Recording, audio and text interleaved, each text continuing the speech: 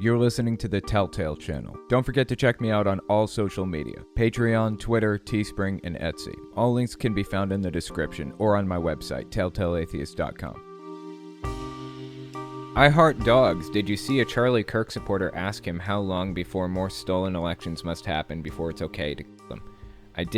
I did see that, in fact. I'll tell you what, why don't we actually take a look at that clip real quick? This is a video of Charlie Kirk taking audience questions. Give this question a listen. At this point, we're living under corporate and medical fascism.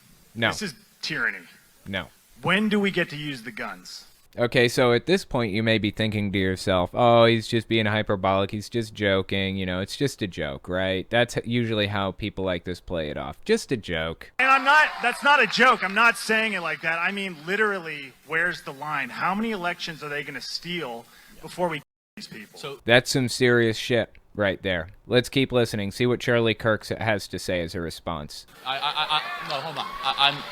Stop. Hold on.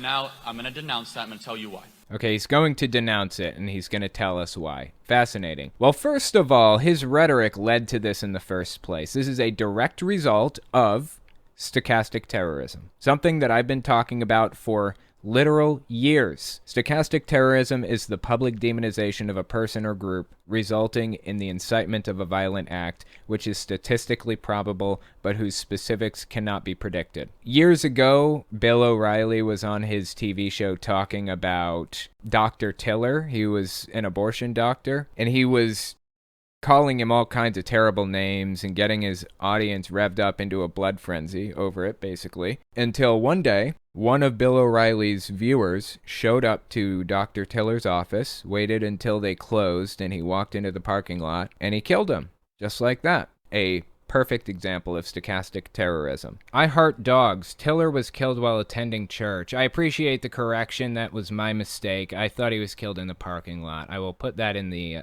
clip when I finally release it. You demonize somebody enough, you get your audience revved up into a blood frenzy, and point him in the right direction, it's statistically probable that one of your audience members is going to do something crazy because of all the demonizing that you've been doing throughout your career. And here we are, Charlie Kirk, denouncing what this guy has to say. Denouncing it. Okay, great.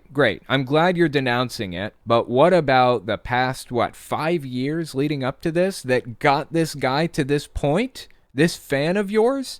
He spent the first 2 minutes of his question praising Charlie Kirk, saying what a great guy he is. And here he is actually saying he is eager to take part in violent action against the group that Charlie Kirk has labeled the enemy. On top of all of that, this is Charlie Kirk's fault. By the way, I don't give a shit if he denounces this or not. This is stochastic terrorism. That's exactly what this is. I do not give a shit if he denounces it. It's irrelevant.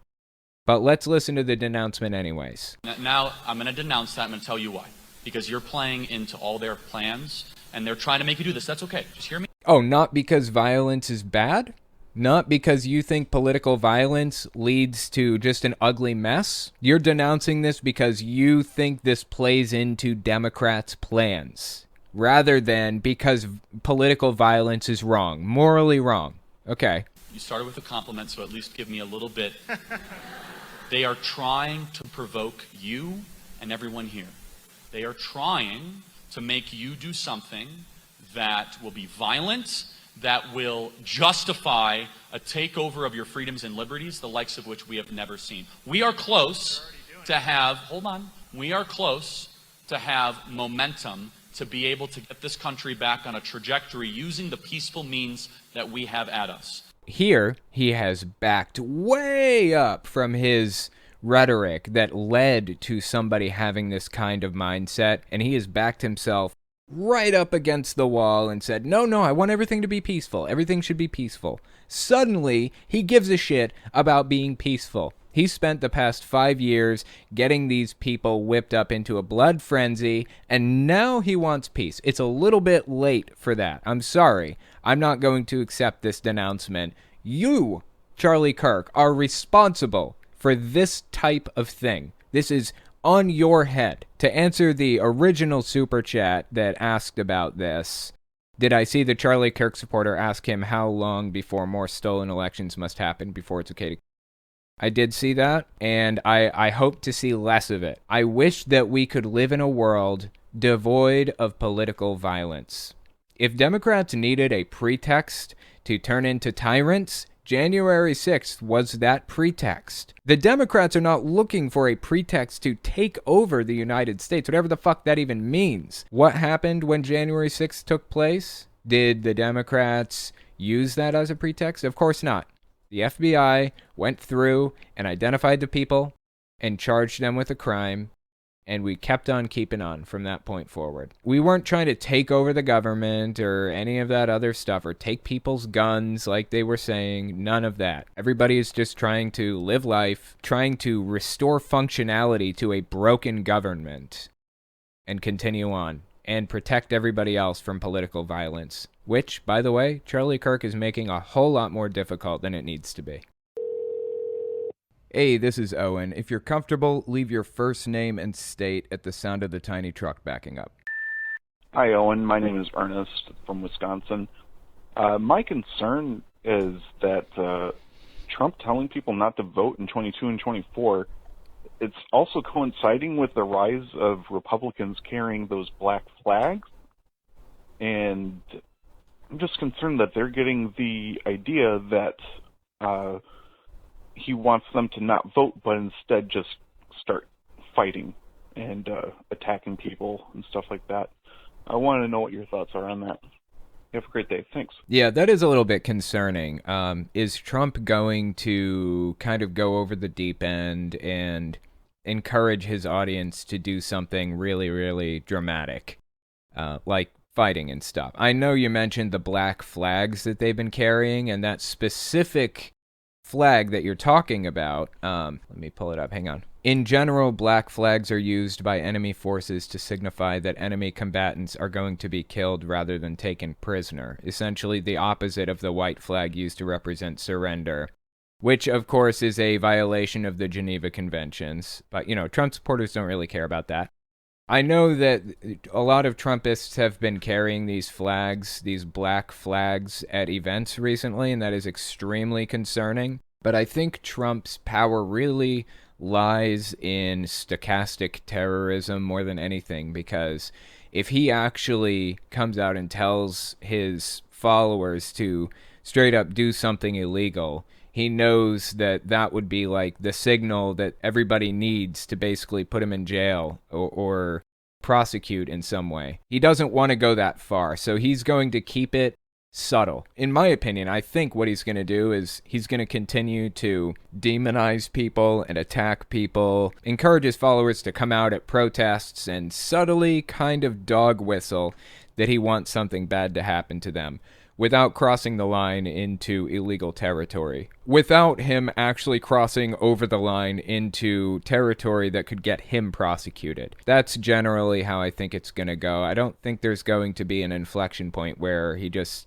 pulls the trigger and says, that's it, I'm going full speed ahead and telling my supporters to actually take this violent action. But I don't know, I guess time will tell. We'll have to see. It wouldn't surprise me if he did do that, but I don't think that he's going to do that. Hi there, my name is Lev from Colorado. I've been watching your show for a while, and I got to say I love it. It keeps me abreast of things that are going on in the other side's cultish community.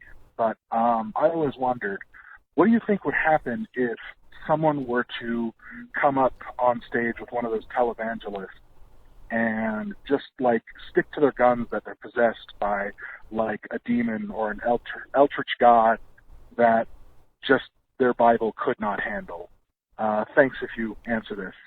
Bye. I appreciate it. I'm not sure I fully understand the context, but I assume what you're referring to is if somebody jumped on stage during one of their sermons and started saying that they're like a demon or whatever that they can't stop. I know of a couple of situations in which, like, singers or bands, for example, were up on stage playing music and then somebody jumped up to, like, hug them or something, you know.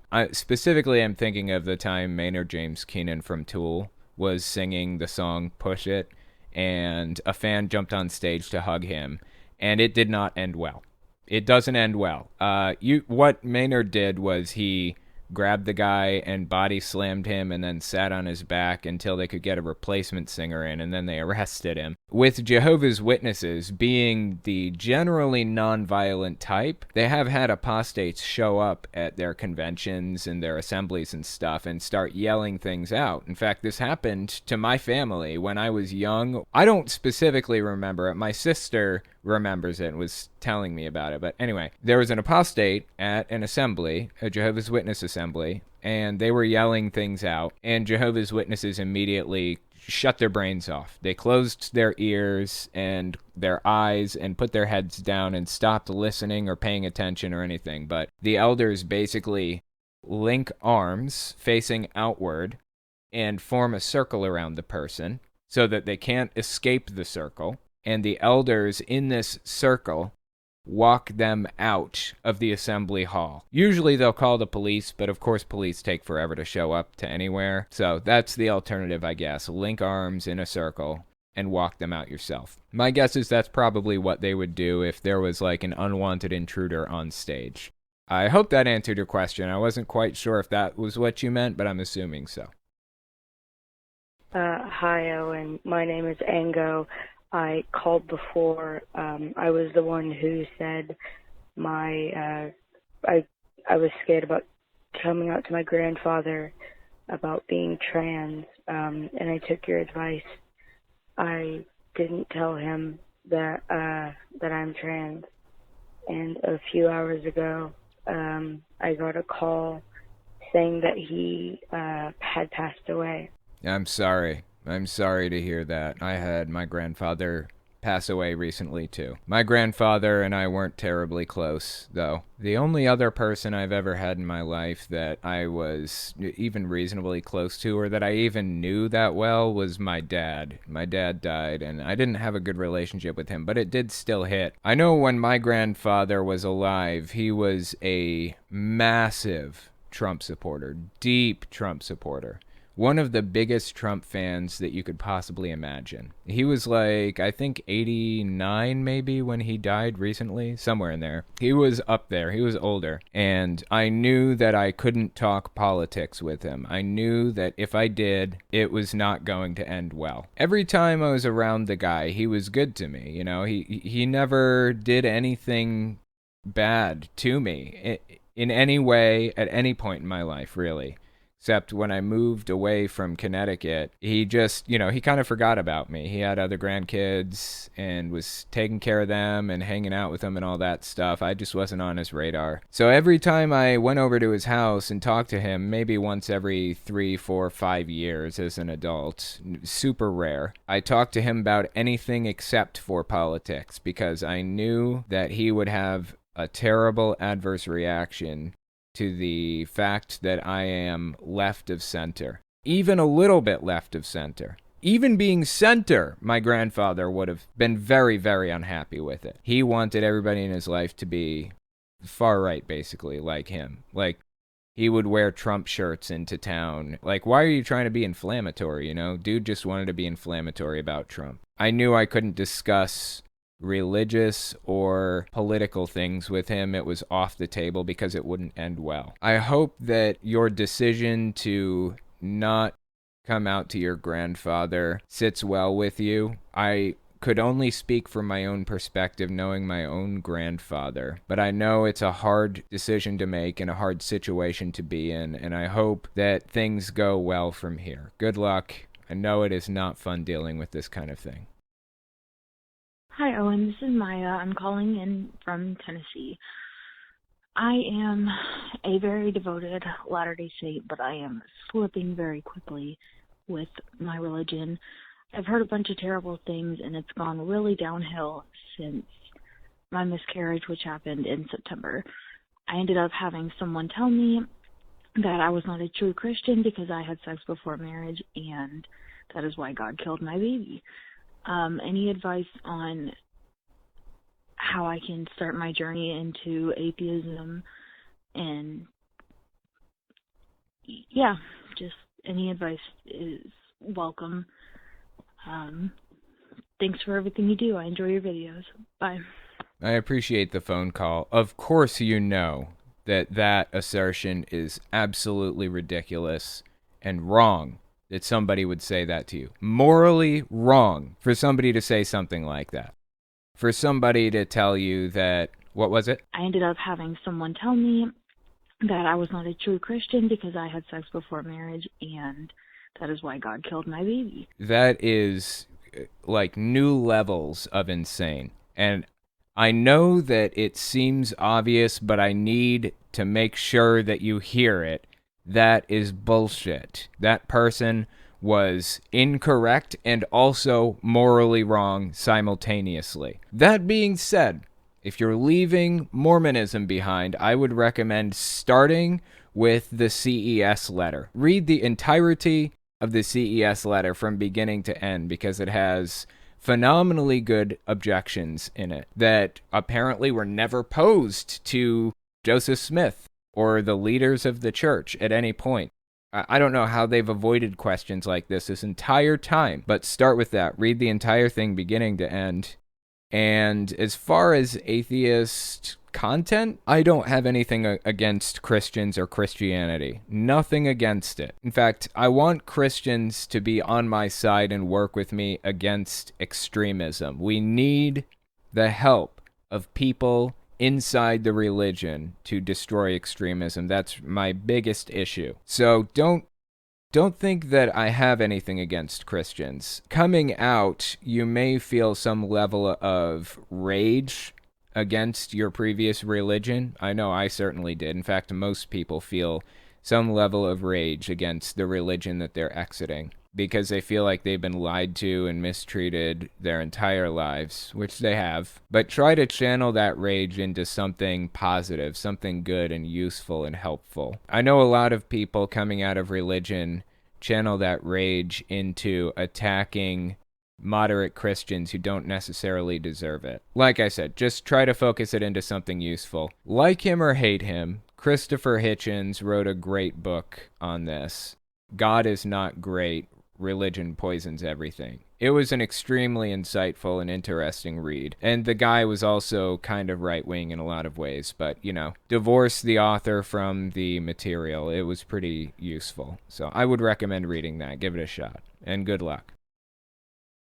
Hi, Owen. I'm Chloe. Big fan of yours. I just had a question about religion. My dad was not a very good person, very abusive, all that stuff. But then he found God and became a pastor, and he changed for the better and started becoming a good person and, not so abusive. And I was just wondering, I don't believe there is a God. So if there's not a God, then why did he change so much when he started following religion? Thanks. Bye. That's a good question. Cults use these tactics all the time. What they were basically doing was modifying his personality through a system of rewards and punishments and a number of other things. Most religions do these things that you find in cults to a lesser degree. To some degree, they'll do it, like behavior modification, information control, emotional control, instilling fears and phobias of leaving the group, love bombing, things like that. All of this stuff kind of comes together to modify somebody's personality to be who they want that person to be. Like I said, it doesn't need to have been a cult that did this necessarily. Moderate religions do some of this stuff to some degree, and given enough time or enough devotion to it, people can brainwash themselves over time by doing this stuff. Like you'll find some Methodist religions are super moderate, even Lutheran ones moderate, chill, don't hate anybody for anything, you know, all that stuff. But somebody comes into the religion, they just discover religion, and they throw their whole heart and soul into this whole thing. They can slowly over time brainwash themselves without it actually being a cult. And it sounds like that's probably what happened to your dad if he had a complete personality change. He recognized that he didn't like the person that he used to be, and he latched onto a group that he knew was capable of changing his personality, for better or worse. In my opinion, it's okay to change your personality in certain situations, like, for example, with a therapist. A therapist can help you work out a lot of these bad habits and bad behaviors that you have, and in fact, therapists will actually engage in behavior modification with you. Cognitive behavioral therapy. So when it's science-based, I'm all for it. When it's not, like when it's based on a religion, like Lutheranism, Methodist, Baptist, something like that, I have a problem with it. I don't believe that it's ethical or moral to modify somebody's behavior when you don't know what you're doing. And that's basically what happened to your dad, what it sounds like to me. So anyways, I hope that answered your question. Hi, so this is Orion from California. Just curious on what your take on the devil. Being raised Catholic most of my life, there's a fascination, at least in my part, for the devil, and I've always talked to religious people about the devil concerning his role. I appreciate that. Actually, this voicemail got cut off prematurely, as you can tell, because I think they got disconnected, or maybe they didn't know what to say next, so they hung up. I'm not even sure what happened, but it's a shame that they didn't get to finish out the voicemail and all that, because it's a super interesting question, I think. People in different cultures and religions view Satan very differently. Like, everybody in the U.S. has a specific idea of who and what Satan is, and what he does, and how he does it, and all that stuff. If you listen to Pat Robertson, you'd believe that Satan is going around to yard sales, possessing items, so that when you bring it home, you allow him into your house. Because apparently he can only enter a house if he's invited, like Dracula or something. Jehovah's Witnesses have a similar idea, that Satan can be carried in on items, like physical objects that were purchased at like Goodwill or something. Jehovah's Witnesses, at least, kind of warn against going to yard sales when you don't really know the person very well. They're a real superstitious bunch, Jehovah's Witnesses are. A lot of different religions have different views of who and what Satan is. But you know what's interesting? Jewish people don't. Jewish people didn't have a concept of Satan all the way up until, I don't know if they even do now. I'm not sure if they have a view of Satan or if they believe in Satan, even to this day. There was no Satan in the Old Testament. But the fascinating thing about it is that Christians have written Satan into the Old Testament where he wasn't before. For example, the snake that talked Eve into eating the apple, a lot of Christians say that that was Satan. It was not. It was just a snake. That's it. God was so miffed with snakes for that one snake taking that action that he cursed the entire species to crawl on their bellies to the end of their days. Nothing to do with Satan. I seriously thought it was Satan when I was younger. Another place where Christians have written Satan into the Old Testament where he wasn't before was the book of Job. Supposedly Satan is testing Job and testing God's resolve and blah, blah, blah. Testing Job's love for God or whatever. So he takes his entire family and he takes his land and his calves and all the other whatever stuff he took. And it was supposed to be Satan doing all this. The Bible doesn't say it was Satan. It says it was an adversary. That's the word that they use specifically. It was actually depicted as like an angel who wondered if Job really was loyal to God. Not trying to put him to the test, not trying to attack him, not pure evil like Christians view Satan as today. It was just an angel asking a question. Does Job love you for what you give him, or does he love you just for you? If you go back and look at all the references that Christians make to Satan in the Old Testament, it's fascinating to realize that there really are actually none originally. Oh, and another thing. It's almost written like God was the bad guy, but the Bible was written to make God seem like the good guy. Aaron Ra was talking in a video recently that he did about how God has a string of lies and broken promises throughout the Bible, but he couldn't think of a single example of Satan lying to anybody in the Bible. It's kind of interesting to think to yourself, like, is the Bible, like, there was a war between God and Satan, right? Did God lose that war? And then Satan took control of the throne and had all of his followers, all of God's ex-followers, write the Bible like he was the good guy. I mean, I don't believe in any of this shit. It's just kind of an entertaining thing to think about. It's amusing to me. So hopefully that answered your question. Thanks for the voicemail.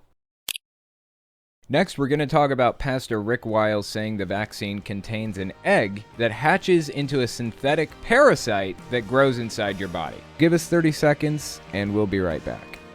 You're listening to the Telltale Channel. Don't forget to check me out on all social media: Patreon, Twitter, Teespring, and Etsy. All links can be found in the description or on my website, telltaleatheist.com.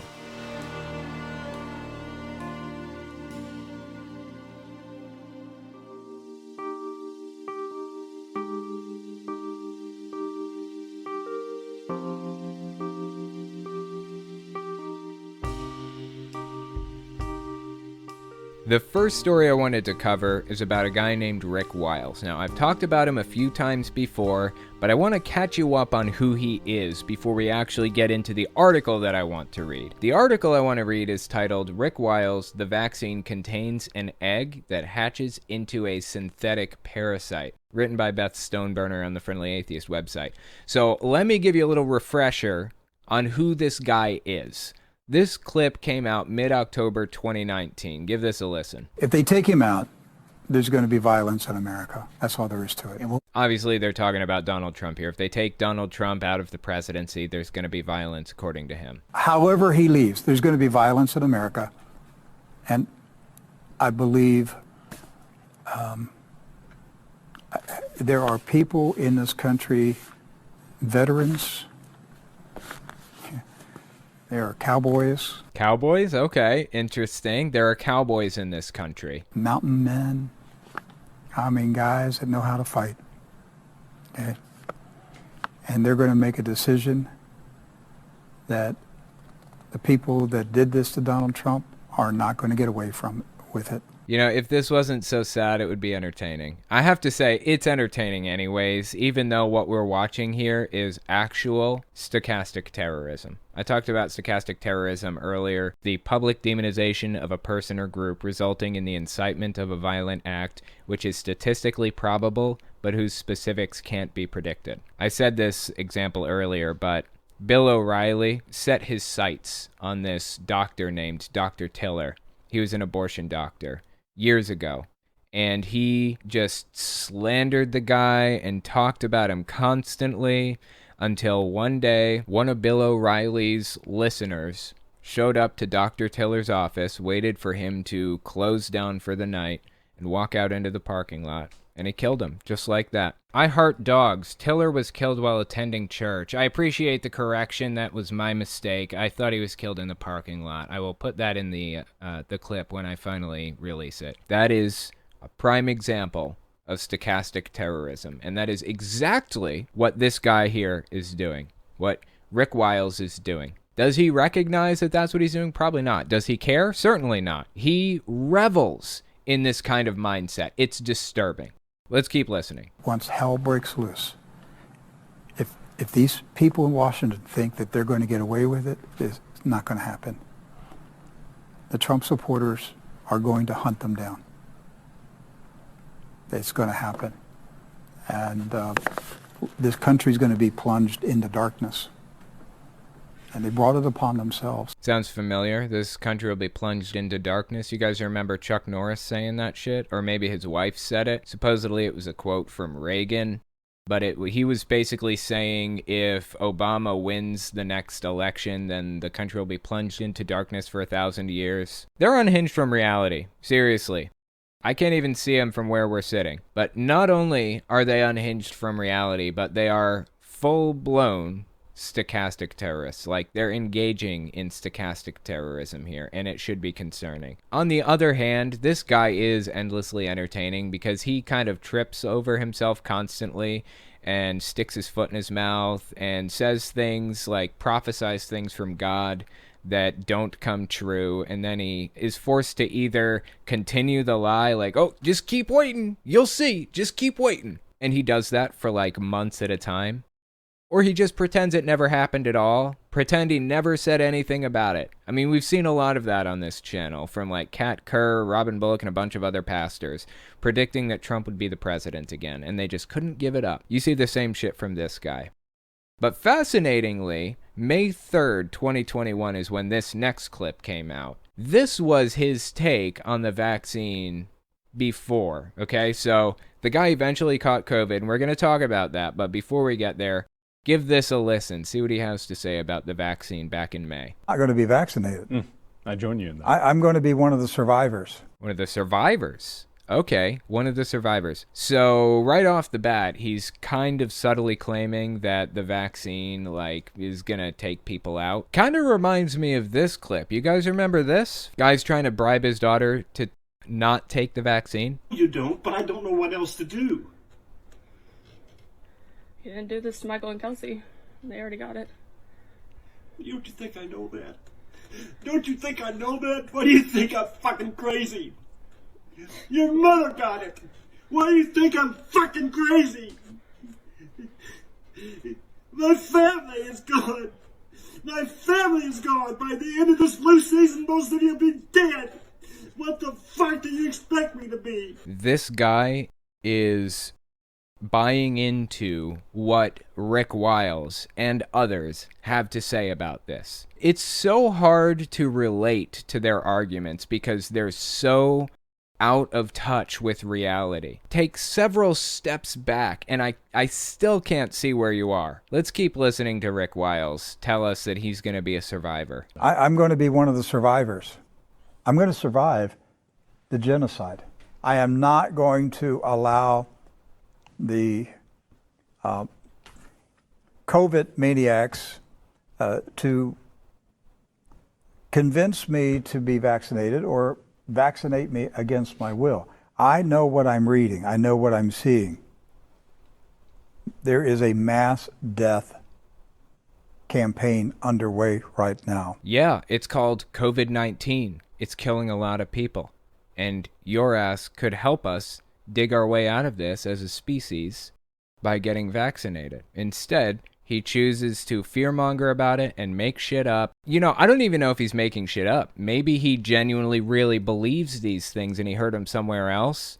In fact, I do think that he believes this stuff to the bottom of his heart. He is terribly, horrifically wrong about what he believes, but bear with me. It gets worse. After he put this clip out, he actually got COVID. He caught it. And it swept through his entire staff at True News. Remember, this dude's a pastor. I've actually talked about Lauren Witzke before on this channel. That's her right in the middle, Lauren Witzke. And Milo Yiannopoulos on the right. How about that?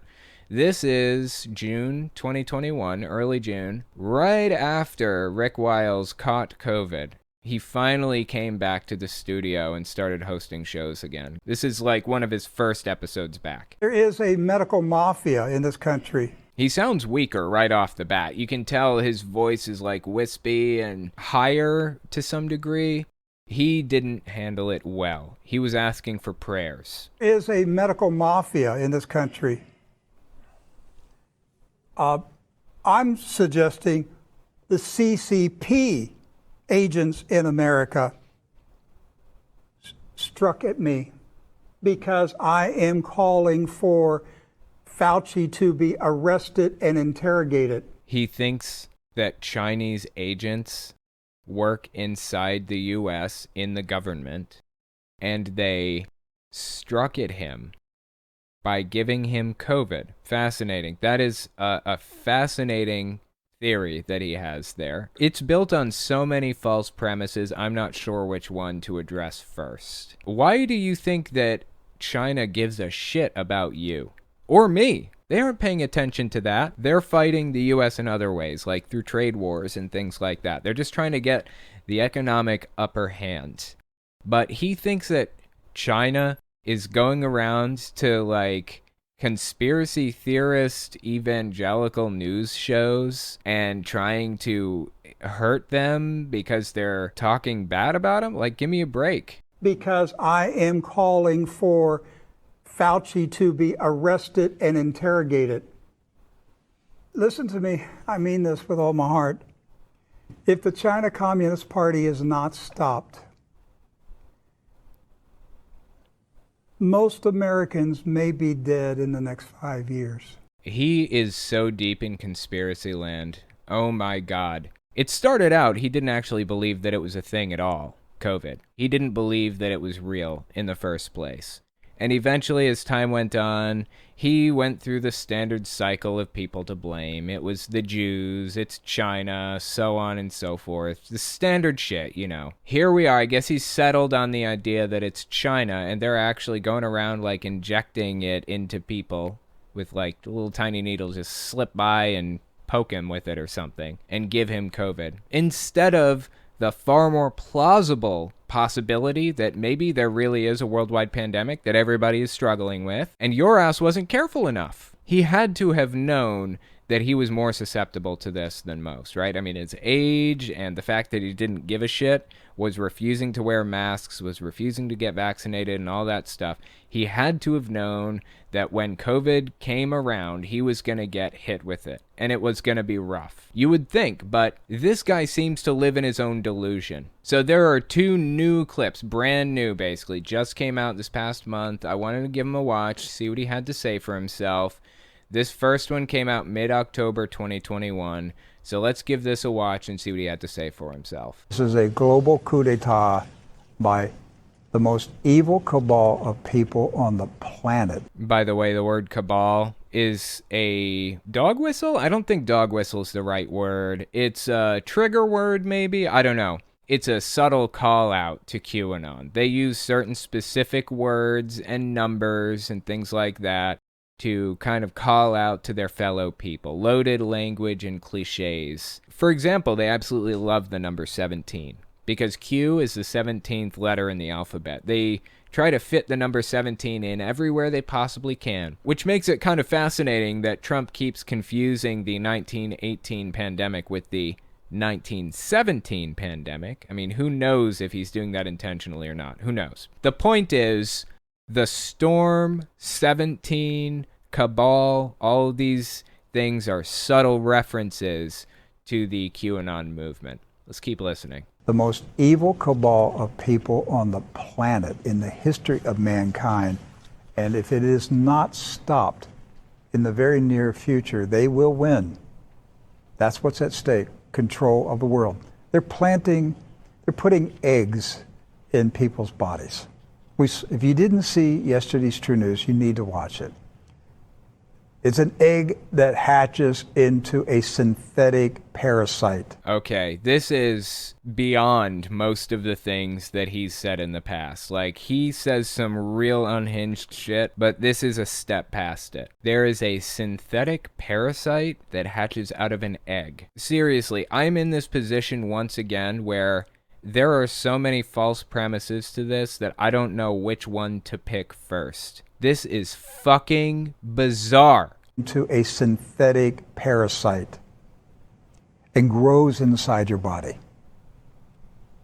This is like a sci-fi nightmare. And the fact that it seems like a sci-fi nightmare didn't ring any alarm bells to you that maybe you're incorrect about this, that I can tell you there's no proof of this at all. 0 proof that this is the case. But an interesting fact about conspiracy theorists is everything is used to back up their preconceived notions. What they already believe, they view as fact. If you find evidence against what you already believe, you say it was planted by the deep state, by the cabal, because they want you to believe that this is a lie. If you find no evidence at all, that's evidence in itself. The cabal or the deep state are just covering their tracks too well. So there's another clip came out shortly after that, I think like a week after, somewhere in there. Let's give that one a watch and see what he had to say. It is not a vaccine. It's an operating system. It's an operating system. Like Windows 10, like OS X, that kind of thing? It is a symptom suppressor, but more than anything else, it is changing your DNA. It's a symptom suppressor. Okay, so I guess that means that the vaccine does work. Is that him telling us that the vaccine does work? I guess he's telling us that it's a trade-off. It works, it suppresses symptoms, which is ridiculous. That's not how vaccines work at all. But again, this guy's claiming that it's like a technical thing, like a piece of technology that like hatches into a synthetic parasite. How much can we take his word for any of this here? I don't have anything against polio vaccines, measles vaccines. Those are vaccines. This is not a vaccine. Okay, so he doesn't have a problem with vaccines as a technology, I guess. The fundamental idea behind it is okay, but he says this isn't a vaccine. Fascinating. Okay, is there any evidence for that at all? I will not accept the premise that mRNA vaccines are not vaccines. They are, in fact, vaccines, and they work perfectly fine. That being said, if you don't like mRNA for some stupid, unreasonable reason, I guess you could go with the Johnson & Johnson vaccine, right? That is the traditional vaccine, basically made in the same way that they made the polio vaccine, or similar. They use similar processes for the polio one. There's no problem with Johnson & Johnson, right? Is mRNA your only problem with it? Because that seems to be it. I don't have anything against polio vaccines, measles vaccines. Those are vaccines. This is not a vaccine. Yes, it is. I just need to set the record straight. Yes, it is. And no, it is not modifying your DNA. This is changing your DNA. The mRNA, it's a messenger RNA vaccine. It's not I hate calling it a vaccine. It's a term they put on it. But it takes control of your DNA. I really wish I knew where he was getting this stuff. A while back, I covered this article on Real Raw News. Never heard of them before, but, I came across this article, Hillary Clinton hanged at Gitmo. There are a bunch like this. It's a fake news website, is what this is. Basically, every article you find on here is fake. Massive flight cancellations due to vaccine deaths. Not true. It's completely fabricated. Military convicts Chelsea Clinton. What? Hillary Clinton's daughter was convicted? I would be willing to bet that this is where Rick Wiles got this information, was from a website like this, Real Raw News. Full-blown fake news website. This is the kind of website that you see getting passed around on Facebook by, an older generation, is this type of place. Michael Baxter. You can actually look him up on Twitter. He says some real interesting shit on there. How do we break the mind control and the fake news cycle that this guy has engaged himself in? How do we break them out of this? This is a problem. When you have big, well-known megachurch pastors spreading this kind of thing, it's a problem. Let's keep listening. You will never be the same person that you were before you got vaccinated. They're putting something in you that changes your body. And this is the beginning. They're not going to go back in time after this. It's going to be one after another. Every year there's going to be more messenger RNA vaccines that you're going to be mandated to receive. They're changing the inner structure of the human body. Yes. Mm-hmm. It is from hell itself. Yeah. And I can't comprehend these pansy preachers that are endorsing it. God have mercy on your souls for what you men are doing. This is Satan himself bringing forth a diabolical scheme to alter the creation of mankind from Genesis. This is an evil, wicked scheme. The sad thing about this is that this guy, I think, genuinely, deeply, to the bottom of his heart, believes this. I know some megachurch pastors are full of it and they're just kind of grifting, doing it just because they get money for it or whatever. This guy seems sincere to me, and that sincerity shines through to his audience. His listeners love him and believes he has special insight into these matters that they don't have, special knowledge that they don't have access to. They believe that God is giving him access to special information, and he's disseminating it to everybody around him. They read that sincerity and that fear, and they incorporate it into their own lives. This is exactly how this shit is spreading, and we need to find a way to cut it off at the source. Next, we're going to talk about Trump cartoonist Ben Garrison's weird view of the world. Give us 30 seconds, and we'll be right back. You're listening to the Telltale Channel. Don't forget to check me out on all social media: Patreon, Twitter, Teespring, and Etsy. All links can be found in the description or on my website, telltaleatheist.com.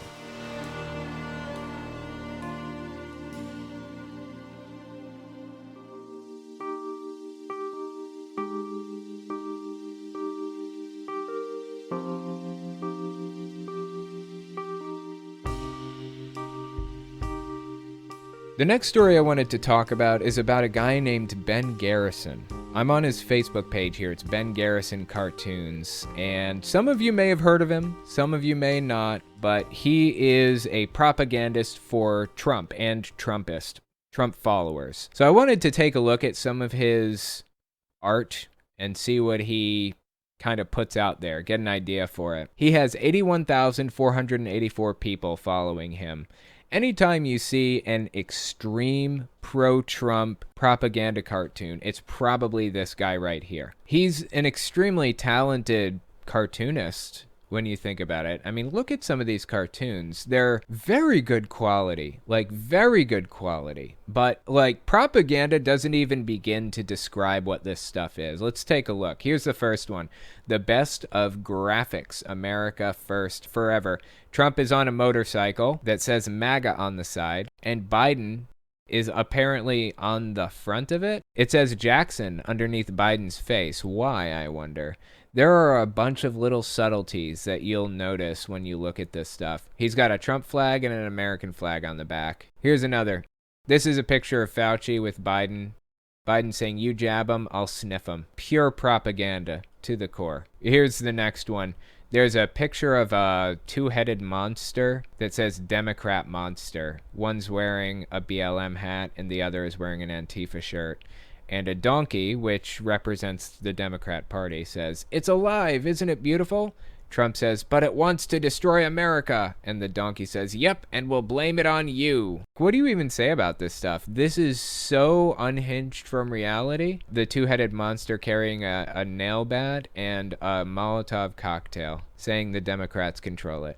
My God. Here's another one. It's a picture of an alien that says Trump won. Some guy busting through what looks like prison bars that says, "Hey, hey, hey." I guess that's supposed to be Bill Cosby, ?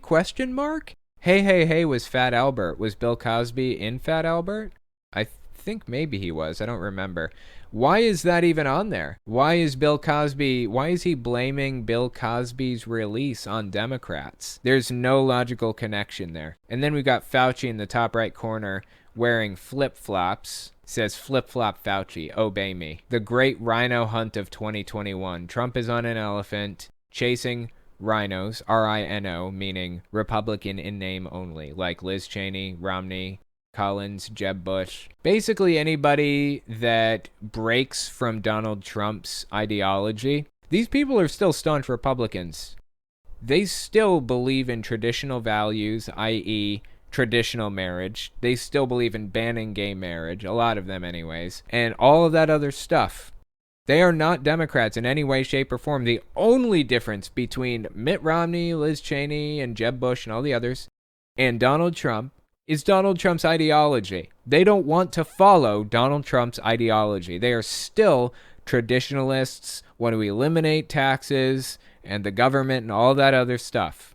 They're still Republicans. They just don't fall in line with Donald Trump. But this political cartoon here has Trump literally hunting them with a gun on the back of an elephant. This is called stochastic terrorism. The things that he's drawing here, he's depicting these people being hunted. That is stochastic terrorism. Here's another picture, Ted Cruz holding a frying pan, and Merrick Garland, I believe, sitting in that frying pan. It says the frying pan says Senate questions on the front. Ted Cruz is saying, "Is my frying pan too hot for you, Mr. Garland? Would you prefer the fire?" It's just pure propaganda. And a lot of this is specific references to events that took place recently. Here's one. This isn't a cartoon, it's just a picture of a cat, and there's another picture of a person wearing a cat costume. And the cat says, "I'm a cat, not a costume. This is not who I am, and this is not okay." Obviously making fun of the fact that people wear blackface and then rightly get attacked for doing something like that, or Native American outfits. This guy is defending the most disgusting behavior imaginable by posting things like this. By the way, this guy is full-blown QAnon. He has pumpkins out for Halloween, a picture of pumpkins that spell out one letter on each pumpkin, "Fuck Joe Biden." Here you go. Here's another good example of stochastic terrorism. It's a cartoon, it's just a joke, but that is the nature of stochastic terrorism. A witch on Halloween talking to a pumpkin. The pumpkin is shaped like Dr. Fauci. It says, "You have my permission to enjoy Halloween, but make sure you're vaccinated." The witch destroys Dr. Fauci/pumpkin and continues knocking on doors anyways, demonizing a certain specific person or group or whatever to the point that people are willing to take violent action against them. Check out this picture here. More mean tweets, less $5 gas, and dog torture. So he has a picture of a gas station, and the gas prices are listed as $5.95, $5.97, $5.99. Where in the country is gas $6 a gallon right now? Is he in Hawaii? Where is he? I don't know of any location in the entire United States right now where gas is $6 a gallon. I don't think I've seen it that high before myself. That's real fucking high. What, isn't it like $3.25 a gallon right now at this moment? This is just propaganda. It's fake. I don't know where this picture was taken, but it is not an accurate representation of gas prices in the US right now, first of all. And second, the president has very little control over what gas prices are. Oh, here's one. This is one that I particularly appreciate. It's a picture of Biden and Fauci sitting at Joestown, and it's modeled to look like Jonestown, the cult where all that terrible stuff happened. It's modeled to look like Jonestown. Fauci is standing next to a giant bucket, basically, holding a syringe, and the side says, "Drink the Kool-Aid," and it's scratched out, and it says, "Take the vaccine instead." Joe Biden says, "Quickly, people, quickly take the shot." Comparing this to an actual horrific event that took place. This is fucking disgusting, what this dude is comparing this shit to. It's fucking disgusting. Jesus Christ, man. It just keeps going.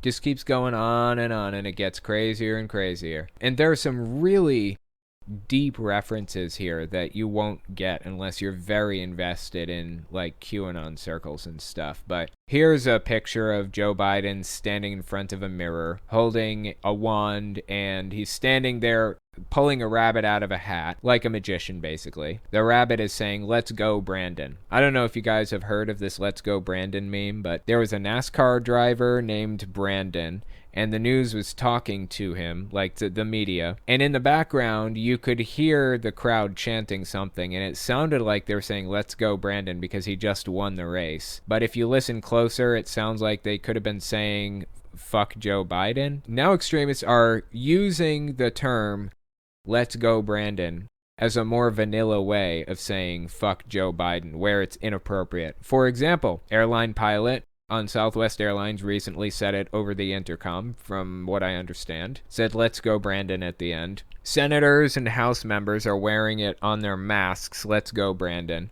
It's a subtle way of saying "fuck Joe Biden," basically. Here's a picture of Xi Jinping and a bunch of world leaders the Chinese world leader, the Iranian world leader, Alexandria Ocasio-Cortez, for some reason, I believe, is drawn. And of course, all these people are drawn to be ugly and disgusting intentionally. They're trying to make you hate the pictures that you're looking at. Mitch McConnell, Wall Street apparently is a person here, and the deep state, and some guy standing in the back. I'm assuming he's depicting Antifa here, and they're all holding a string that goes to Joe Biden's collar. The deep state says, look on the bright side, no more mean tweets. You know, I could accept that if we had a functional good government while the mean tweets were happening.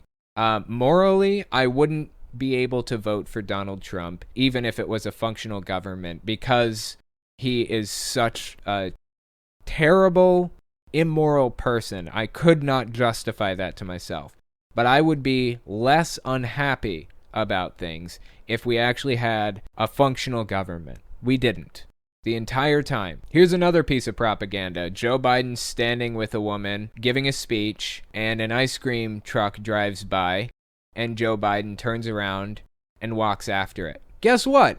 This ice cream truck is photoshopped in. That is not what happened at all. They're just making fun of Biden and presenting it as though it's real. This is pure propaganda to the core. And if you want to go down a rabbit hole, go to Real Ben Garrison Cartoons on Facebook and doom scroll all the way to the bottom. I have no idea how this guy still even has an account. He lies. He misleads people. He's had like a billion fact checkers on here to try to counteract some of this, ostensibly. But they don't seem to be doing any good because the channel is still here. On YouTube, if I spread misinformation about COVID 3 times, my channel is deleted. And that's it. There are no ifs, ands, or buts about it. They delete my channel and I'm done. This guy constantly has fact checkers all through here saying, you know, click here for more COVID information, or this is misleading, or whatever else. I haven't seen any fact checkers on any of the ones I've looked at, fascinatingly. There should be, but this is probably at least part of the reason why Facebook is so toxic. There are no consequences for spreading misinformation, spreading fake links, fake news websites like that Real Raw News website I looked at the other day. Hillary Clinton hanged at Gitmo, a real article detailing how all this stuff played out. Completely made up, fabricated from the beginning to end. I mean, how does Facebook get away with just leaving all this shit up and letting people think it's real? How are they still getting away with this? It blows my mind. Next, we're going to talk about prophetess CANT Kerr finally accepting that Trump isn't going to be president in 2021. But she still thinks he's getting a second term, no matter what. Give us 30 seconds, and we'll be right back. You're listening to the Telltale Channel. Don't forget to check me out on all social media. Patreon, Twitter, Teespring, and Etsy. All links can be found in the description or on my website, telltaleatheist.com.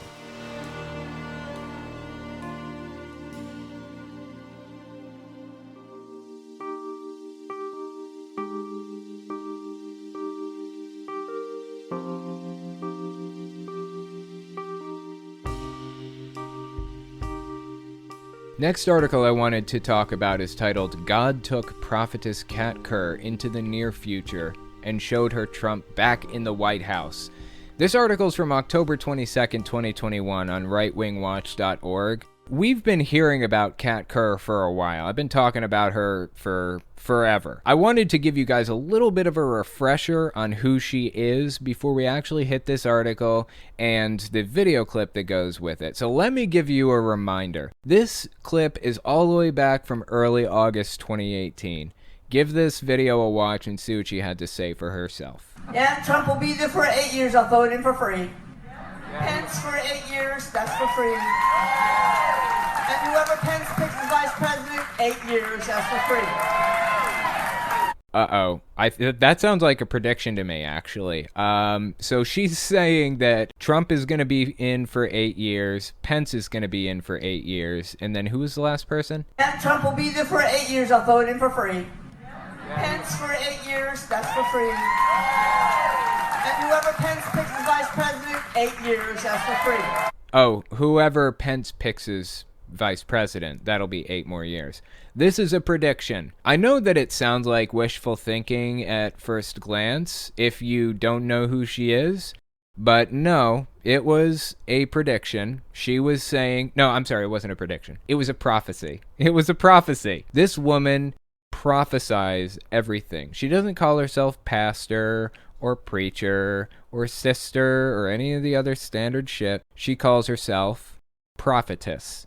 She believes that God communicates with her, that God pulls her consciousness into heaven on a regular basis and lets her ride the lava streams. Seriously, that's something that she said, that God lets her touch his hair and draw pictures of him sometimes. Things that she's said. This is a prophecy, not a prediction, not wishful thinking. And it was in 2018. I knew he was going to win. I mean, I knew Trump was going to win because I'm a business person, and this country needed a business person to lead it. Wait, so she said she knew he was going to win because she's a business person and we need a business person. Again, that's not knowledge, that's hope. Does she understand the difference? Oh, and by the way, if you don't know how she originally got, like, giga famous, like how she really got a reputation, she's the woman who tried to knock Hurricane Dorian off course with her little Jesus stick. I don't know if you guys have seen that or not. Let me show you. This is a little clip I like to call Kerr Weather Warrior. This is what got her famous, this clip right here. Watch. So right now, at this moment, we take authority over Dorian that has no right off the coast of this state or anywhere. And we hit that storm to the east right now, and I'm going to do it 3 times. Yeah, that's Kerr Weather Warrior. That's how she got famous. So, anyways, this clip is from 2018. Hurricane Dorian was in 2019, so this clip that we're watching right now is slightly before the Kerr Weather Warrior clip we just watched. Anyway, let's keep listening to Kerr. It caught me up to heaven 4 times. It showed me everything that would happen concerning Trump, and then showed me him sitting as president in the White House. There was nobody that couldn't convince me. He wasn't going to win. I don't care how many people running against him. Let's see, when God chooses you, and by the way, Trump said yes. Everybody say he said yes. He said yes. Oh, wow. We are taking a dip into delusion land now. She's saying God called her up to heaven 4 times to show her that Donald Trump was going to win the 2020 election. Remember, this is in 2018. The next election following that was 2020. So this is her first prediction that I'm aware of. Maybe she did others, but the first one that I'm aware of. The prediction that Trump was going to win in 2020. And it fell flat, of course. Glorious. Let's watch what happened, how she reacted after he lost, unequivocally. Biden was inaugurated on January 20th, 2021. This is her reaction to that. I say this is my land, and these are my people. And by the by, if you didn't pick up on it, she is giving us this message like it's from God. God is telling us this through Kerr. These are God's words. And I have raised them up for such a time as this. My people have prayed. They have fasted. They have called on my name, and I will not turn a deaf ear unto them. But to the lost, to the wicked, to those who chose to cheat and steal and lie, they shall have every curse come upon them that they have spoken over my president, Donald J. Trump. Yeah, she wasn't happy, to say the least. I wouldn't be either if I did a tour around the United States claiming on multiple occasions in 15 different ways that God told me that Trump was going to win the 2020 election. And then he loses. I would be pretty unhappy about that too. But you know what? I don't put myself in those positions because I don't believe God speaks to me. But here she is losing her fucking mind because what? God lied to her apparently, or she misheard God, but she couldn't let it go. She couldn't let it go, even after Biden was inaugurated. For months, she continued to claim that Donald Trump was the rightful president and was going to be president again. This year, 2021 is what she said. Obviously, we know how that turned out. She lost her shit over the inauguration for a solid, 15 minutes or something. This is only a couple minutes out of that clip. She just kept going and going and going. So early March rolls around, and the QAnon crowd gets it in their head that the actual inauguration day was March 4th, not January 20th. For some stupid, ridiculous, nonsensical reason that basically routes back to a corporation was created after the Civil War during Reconstruction, and the last actual president of the United States was Abraham Lincoln, I think, or Ulysses S. Grant, or something like that, one of them. After the Civil War ended and the Confederacy rejoined the Union, a corporation was formed. And every president after that point was a president of the corporation of the United States rather than the government of the United States. So everything from the moment the Civil War ended to now is nullified and it's fake and it didn't happen. The inauguration date was one of those things. They changed it from March 4th to January 20th. Like in the 1920s or something, I think. So the QAnon people, they got in their head that Trump was going to be the next president after the Civil War ended.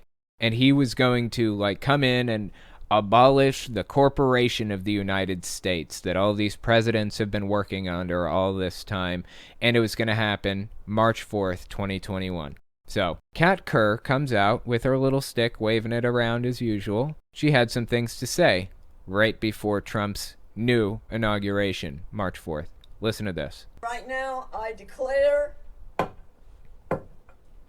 I call forth our president to take his rightful place. Trump, to come forth right now, step into your destiny that God gave you, called you, appointed you, and anointed you for this time to declare over America, to help America. This is his choice, and we call you forth right now in the name of Jesus Christ, who is with you, who will always be with you. The people are with you. The prophets of God are with you. The military is with you. So come forth, step into your destiny now, saith the Lord. Saith the Lord. She's speaking for the Lord. She just can't quit this guy, can she?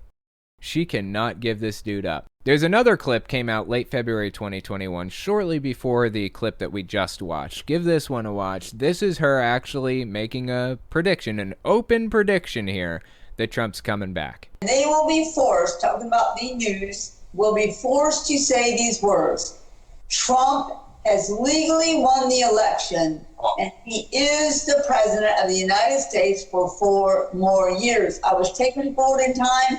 I saw that happen. It may take a couple weeks. It could take a couple months. But the whole time, God is working out that plan until he can get everyone where he needs them. Okay, why doesn't God just snap his fingers and put people where he needs them to be? If he wants Trump to be president, as she claims, as so many other people have claimed, like Johnny Enlow and others, just snap your fucking fingers.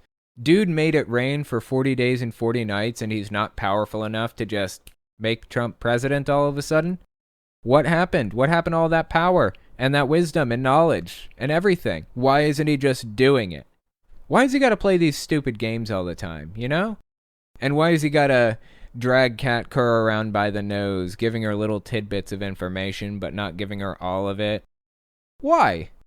Just make Trump president if you want him to be president. I don't get it. Or is it possible maybe God never actually said that he wanted Trump to be president? Is that a possibility?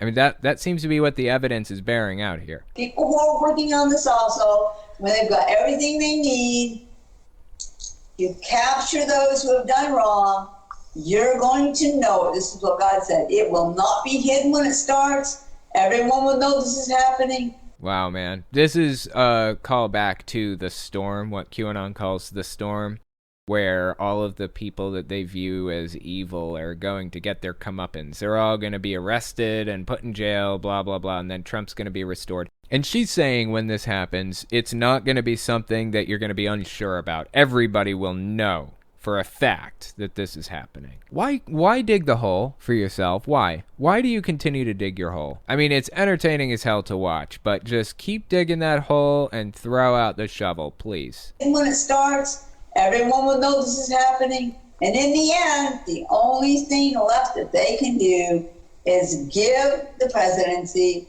to Donald Trump, because he won on November 3rd and 2020. She lives in a delusion. Seriously, she's no longer connected to reality, if she ever was. I did a video not too long ago about her, actually, and I covered a lot of the older clips of her making these predictions. I'm not going to cover them all in this one. You can just go back on my podcast channel, I believe, and just search for Kat Kerr, and you'll see the most recent clip I did about her, and it has a lot more clips of her making all these predictions and crying and sobbing and saying, oh, Trump's gonna be president again, I swear, God told me, like 4 times, you know, the whole 9 yards. But I just wanted to give you a little bit of background on who she is and what she had to say.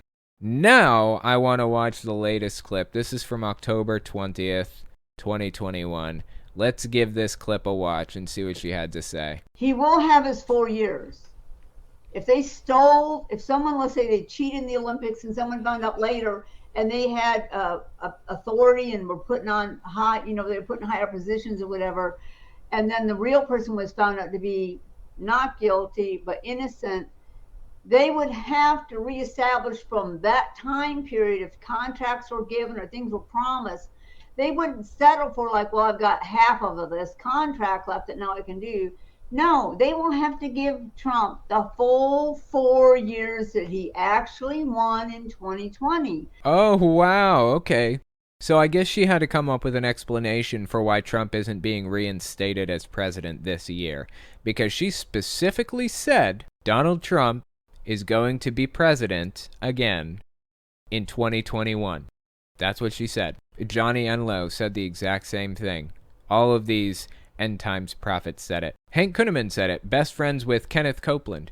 Kenneth Copeland made a lot of predictions too, although I don't want to say that he specifically predicted Trump would be president in 2021. I don't remember. I would have to check on that. A whole bunch of these pastors said this about Donald Trump, and now they have to backtrack. Robin Bullock, actually, I don't know if you guys remember him, but he had one of the more clever explanations for this. People were asking him, like, I thought you said Trump was going to be president in 2021. What happened? And he said, if he walked into the presidency right now, walked into the Oval Office and took control, God would supernaturally push things out of the way. The reason that he's not president right now is because he has to want it. God won't force you to do anything. You have to go in and take action and do it yourself, basically. I thought that was one of the more clever explanations for why Robin Bullock was hilariously wrong about his prediction about Trump. I don't remember which clip it was, but Kat Kerr actually made a specific call out to that argument and said Donald Trump wants it. Okay, let's keep listening to Kat Kerr. They wouldn't settle for like, well, I've got half of this contract left that now I can do. No, they will have to give Trump the full 4 years that he actually won in 2020. So he won't be president for a couple years. That's not going to happen. It won't happen. But God literally took me into the near future. Okay. I can't say if that's a week, a month. I can't say when that is. I literally saw the celebration in the streets. And God said, I will show you. I'll show you the victory. I'll show you the celebration. She doesn't seem like she would be unhinged from reality at first glance, right? I don't know. Nothing really seems off about her until she starts talking.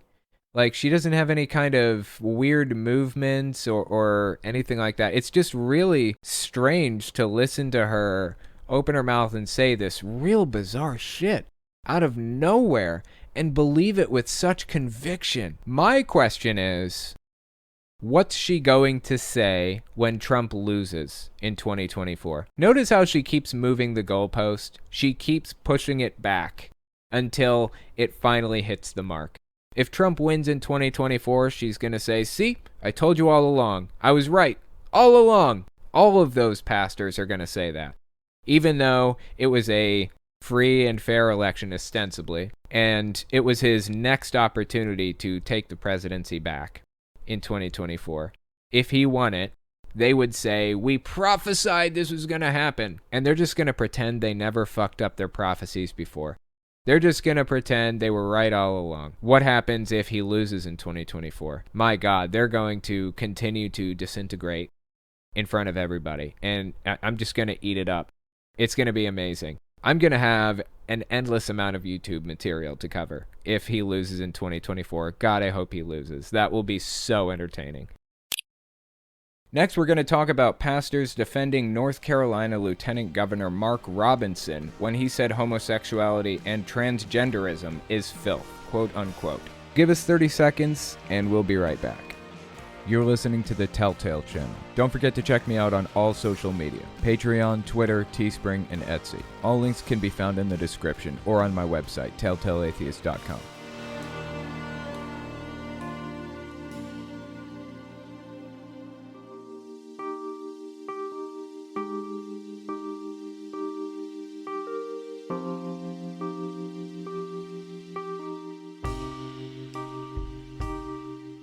The next article I wanted to talk about is on NBCnews.com. The title is North Carolina Lieutenant Governor Faces Calls to Resign for Calling LGBTQ People, quote-unquote, filth. It's a pretty rough video to watch, and it's not just one, it's a series of videos.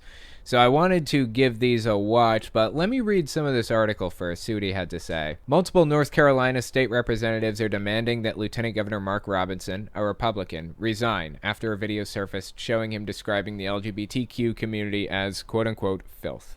The video, first shared by Right Wing Watch, a project of the progressive advocacy group People for the American Way, shows Robinson speaking at the Asbury Baptist Church in Seagrove during a visit in June, local NBC affiliate WRAL reported. Let's watch the clip because now it's starting to quote it. Let's see what he had to say for himself. This is early October 2021. It is flat-out child abuse. Take your children and tell them they have to attend school. Don't have a choice. Is this dude like a sovereign citizen or something? Seriously? He is against education? You don't actually have to send your child to school. That's not a legal requirement. You have the choice of homeschooling them if you want, or sending them to private school if that's what you prefer. I mean, you have a billion options, but your child has to have an education one way or another. That's the law, and I think that's a fantastic law. If what he's arguing against here is educating your children at all, I just can't see where this guy is. I can't meet in the middle with him. I can't meet him anywhere. I can't figure out what would bring him to the conclusion that literally any education, even if it's coming from the parents, is bad. What is he even talking about? Oh, and by the way, if you notice, this is a Bible quote on the front. It's kind of hard to make out. It says, "This do in remembrance of me." I think it's from the Gospels where they were doing the memorial service for him before he died or whatever. Anyways, this is a political actor, a lieutenant governor of North Carolina, preaching at a church. I'm not a huge fan of the mixture of church and state. I feel like there aren't enough rules regulating that, but here we are. Don't have a choice. And then some of them will tell them they don't want you to have a choice where they go to school. You have to send your children here to school. That's just nonsense. This is him piggybacking off of this right-wing idea that you should be able to send your kid to an outside district. It's actually an extremely regressive and harmful policy, and it's their answer to serious problems that exist in the education system, and it would not be a solution to those problems. I don't want to get into that specific issue right now, but if you want, you can homeschool your kid. That's an option you have. Or you can send them to a private school or a charter school, or hire a private tutor to teach your kid if you want. I mean, there are all kinds of options. Just keep all of that in mind as we continue through and listen to what he has to say about this. Then when they get there, what do they teach them? Teach them a bunch of stuff about how to hate America. Teach them a bunch of stuff about why they're racist. What school did he go to? I didn't learn any of that shit. Although I was in West Virginia, so you'd think in West Virginia schools would be more like patriotic, quote unquote, but I don't know. They just kind of left all of that out. I did have a single civics class for like 1 year in high school, and they just kind of taught us about how the government works, and that was about it. I mean, they didn't teach me about hating America or any of that shit. I don't even know what he's talking about right now. Did he just buy into the propaganda, or is he one of the people creating it? I mean, this is certainly propaganda that he's spreading right now. So whether it's intentional or not, he is spreading the propaganda. I just can't figure out if he's doing it knowingly or unknowingly. Why they're racist. Teach them a bunch of stuff about transgenderism and homosexuality. What do schools teach about transgenderism and homosexuality, quote unquote? I have no idea what he's even talking about right now. This is just complete nonsense. I'm saying this now, and I've been saying it, and I don't care who likes it. Those issues have no place in a school. There's no reason anybody anywhere in America should be telling any child about transgenderism, homosexuality, any of that filth. And yes, I called it filth. And if you don't like it that I called it filth, come see me and I'll explain it to you. It's time for us to stop letting these children be abused at these schools. And it's not going to happen till the people of God stand up and demand different. I don't insult people. Really, I don't. It's so rare. I challenge you to go through my videos and count the number of insults that you've heard me make in the past 12 months on my main channel or my podcast, on any of my public videos. I've been known to insult people in jest on the live streams from time to time, but I just don't believe in it. But sometimes there's just some shit that's inexcusable.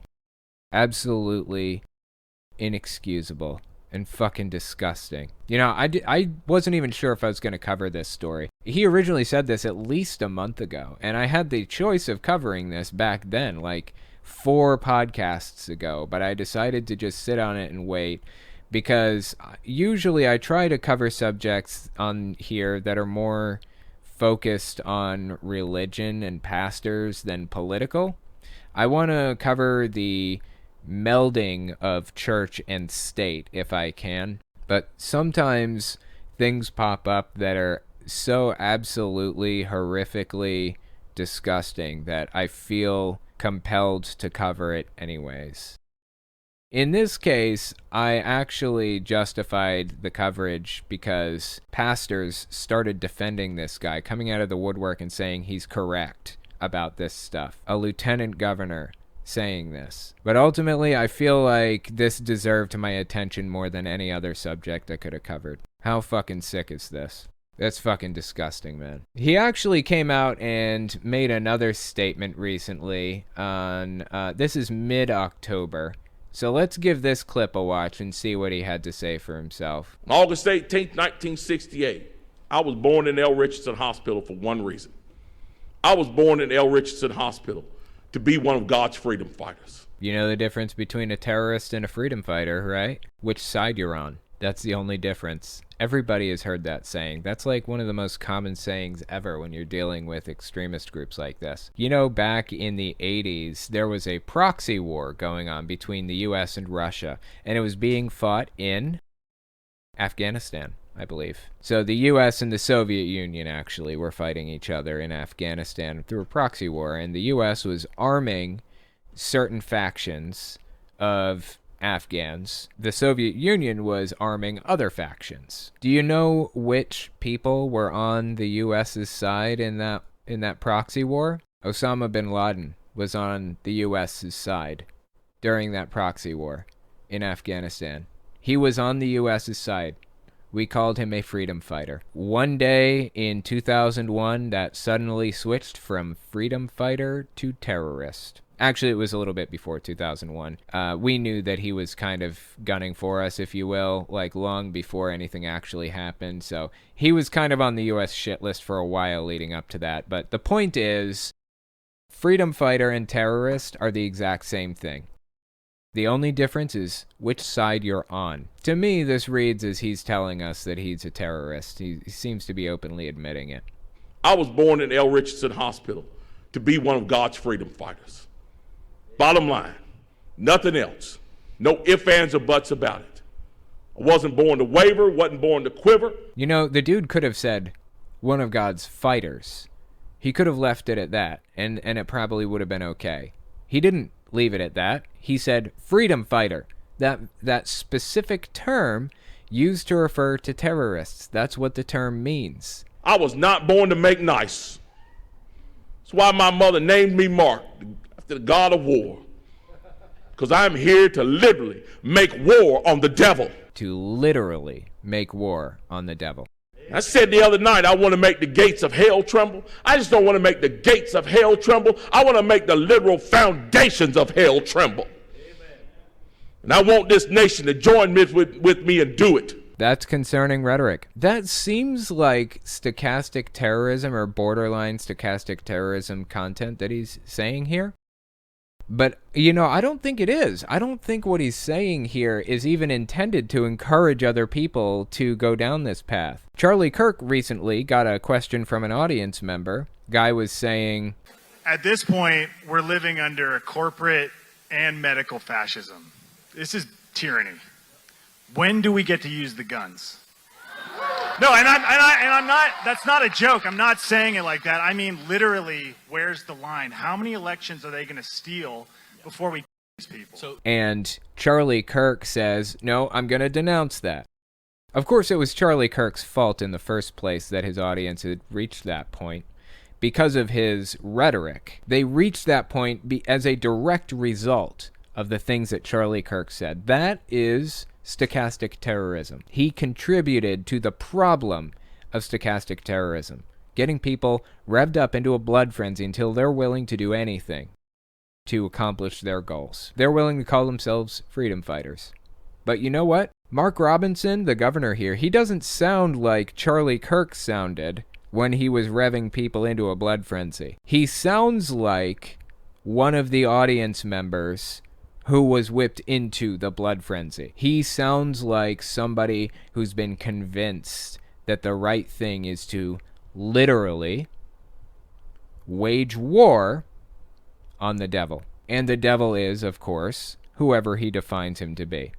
Whoever his enemy is in that moment. This guy doesn't seem like the person on the other end whipping people into the blood frenzy. I think he is the result of stochastic terrorism.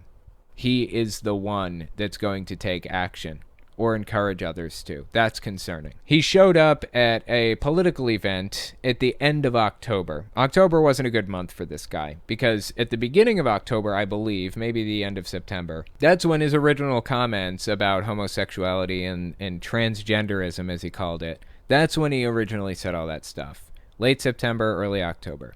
So all through October, he basically went on this tour across North Carolina and doing political events and public appearances, trying to not really repair his reputation because he was happy with where his reputation was. He's being lambasted by the news and called out. Like I said, I mean, NBC News wrote an article about this guy that we were reading a minute ago. He was all over the news, but he's not ashamed of that. He revels in it. He loves what he said and the blowback that he's getting because he believes he's fighting for a righteous cause. So here's one of his political events that he went to recently. Late October 2021 is when he went to this. Before we listen to this, notice what his sign says up front here. Return America, protecting and restoring our American biblical heritage. Let's give this a listen. You can leave God's country and we will not miss you. You can leave God's country and we will not miss you, is what he said, by the way. I'll translate a little bit of this because it's kind of hard to hear because tiny little speakers here that probably being picked up on terrible microphones. You are the living embodiment of those people. As you stand here today, stand with courage, stand with conviction, and tell our enemies on the other side of the aisle that would drag this nation down into a socialist hellhole that you will only do it as you run past me, laying on the ground, choking on my own blood, because I will not give up this nation to you. It is not yours. You did not build it. You did not defend it, and you will not own it. We will. We will. Who do you think he's talking about when he says we? The Christian patriots of this nation will own this nation and rule this nation. Oh, there's our answer, I suppose, huh? The Christian patriots will own this nation. That is fucking concerning. He wants a full-blown theocracy. He wants a dictatorship where God is at the head of it, or whoever happens to speak for God in that immediate moment, who I'm sure he believes is Donald Trump at all times, forever. I wonder who they're going to pick up after Trump dies. I mean, in 10 years or however long it's going to be. I wonder which extremist political figure they're going to pick up on and pass on these seemingly supernatural attributes to. Like, who are they going to pass this on to? And help freedom survive for future generations. Stand strong, stand proud. Let's save this state and nation. Let's be the people who preserve freedom for the future. God bless you all. God bless the great state of North Carolina, and God bless the United States of America. This guy is so propagandized. He isn't just one person. He represents millions of people. I've estimated, based on some studies, that there are probably roughly around 20 million QAnon members, give or take. Could be more, could be a little bit less maybe. I don't think it's much less than 20 million though. And by the way, that's more Jehovah's Witnesses, Mormons, vegans, Scientologists, and Christian Scientists than are in the United States combined. It's a hell of a lot of QAnoners. That's just the QAnoners. There are around 80 million evangelicals in the United States, give or take.